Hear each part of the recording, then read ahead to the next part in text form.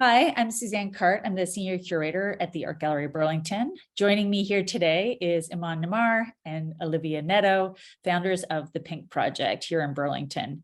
Iman is a second-year biology major at McMaster University, and Olivia is currently studying industrial design at Carleton University.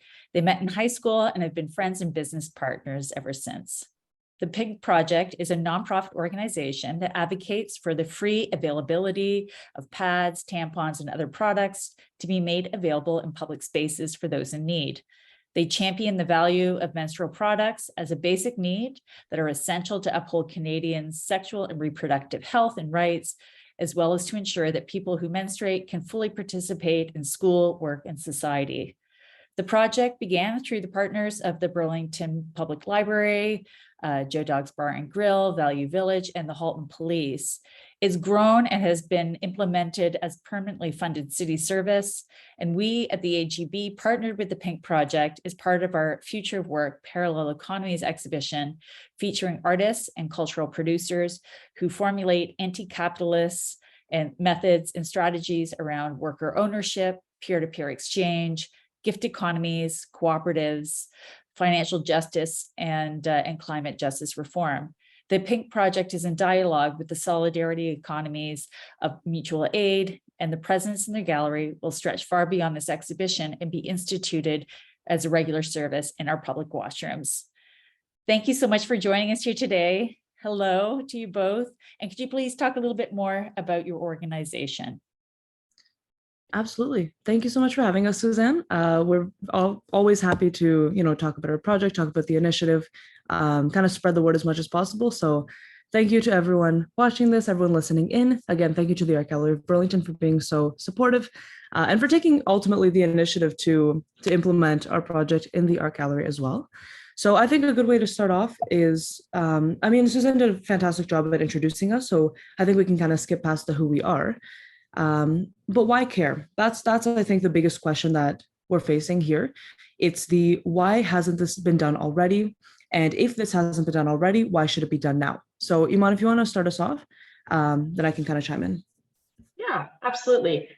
So if we look at the next slide, we have a few statistics up there just for everyone's viewing. Now, these are some shocking statistics. Starting with the $9,000 is the average amount of money spent per woman in Canada.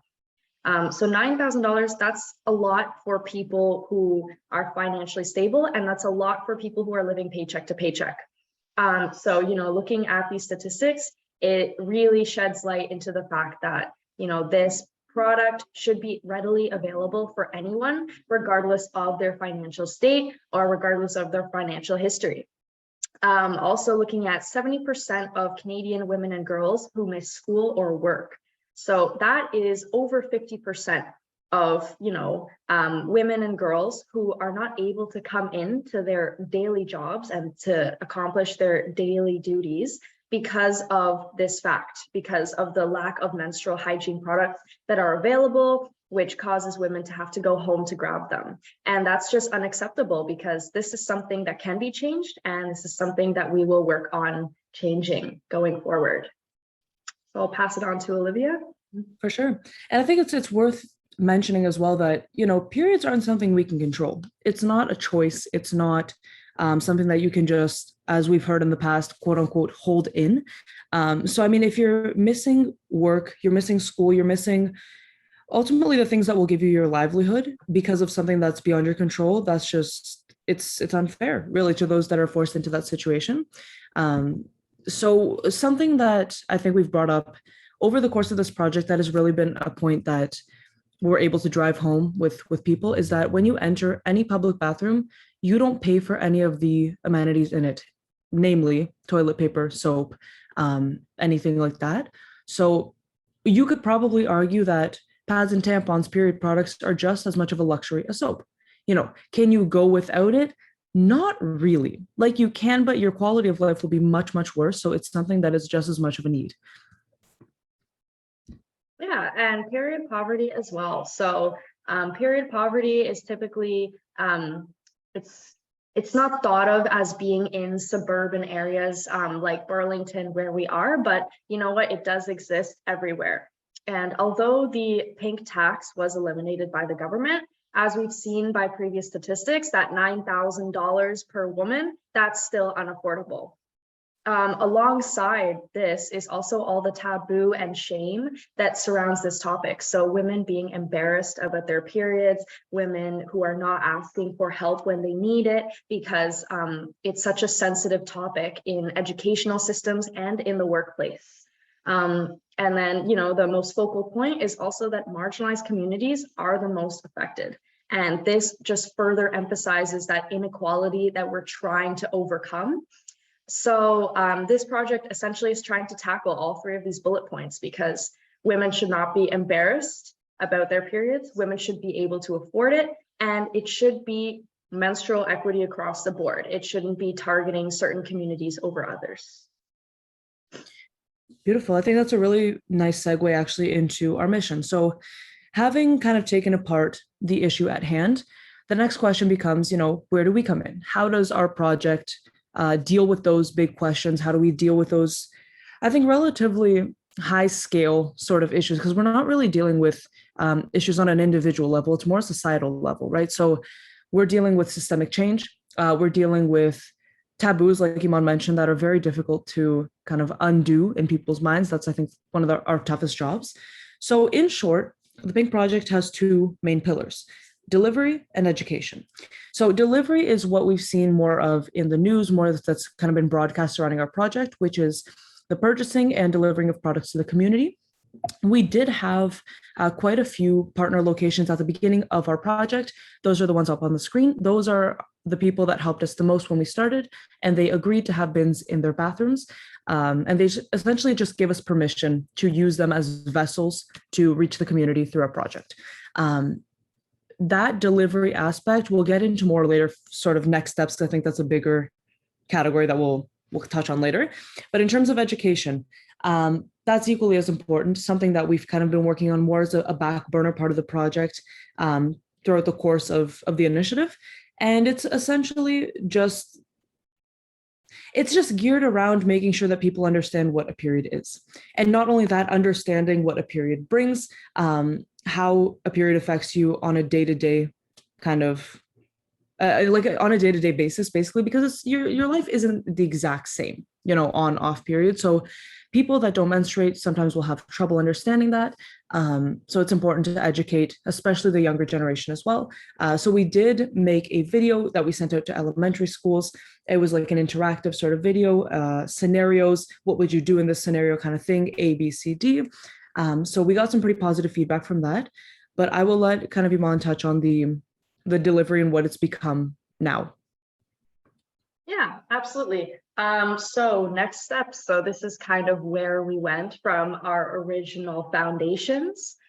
So we ended up actually going back to our local high school in the spring, just to chat with some high school students about the education perspective of our project. So kind of discussing, a lot of aspects of periods that maybe individuals who don't menstruate don't know about, and just shedding some light on the fact that menstrual products are actually, there's never enough in shelters, there's never enough in donation bins, and this is something that going forward we should be looking at more, because this is something that's very needed, and we're experiencing a large shortage of it in a lot of homeless shelters. So going forward in terms of the delivery portion, we actually ended up collaborating with the city and sort of going back and forth, trying to figure out budget plans and how to properly install bins and everything in public washrooms. After lots of conversations and a pitch during December of 2021, we were working towards making it an official budget as part of the Burlington community. And in March, we actually passed a pilot program with the city to have period products available in all public 90 washrooms in Burlington. So this is a pilot program. Currently, we're working on implementing it on a permanent basis, but we're not there yet. So that's still something that we're working towards, and that's one of our next steps. And with that, that is all we have for you today in terms of our pitch. So, Suzanne, if you have any questions, if you want to start kind of like a roundtable talk, more than welcome to, but thank you so much. Thank you so much. No, thank you both very much for instituting this in so many public places, and the importance of having these products available, and also highlighting the statistics and the figures that go along in supporting that need. My question to you both is for next steps. Do you feel as though your advocacy campaign would go beyond Burlington to your respective cities? Absolutely. Yeah, I think it's hard for us to talk about the project's next steps and kind of keep it sort of under wraps, because we're just not sure what's going to happen. But I mean, between the both of us, the ultimate goal is to get this in all of Canada, I think. So we started in Burlington, and we're looking to grow to Halton and then provincial to Ontario. From there, when we achieve that, we'll be able to take a step back and say, what does cross province look like? But that's a question that we're going to be facing probably in a matter of years or months, and definitely not weeks. So the next little bit, it'll be kind of that gradual expansion. Yeah, just like Olivia said, she put it beautifully. Obviously the future is unknown, but the end goal is to have free period products for anyone who needs them. And as long as that's not the case, we're still gonna keep working towards that goal and hopefully achieve it sometime in the future. Right. Well, I thank you both so much for your perseverance and all of your energy and labor that goes into organizing this. Thank you so much. We're happy to do it. Both.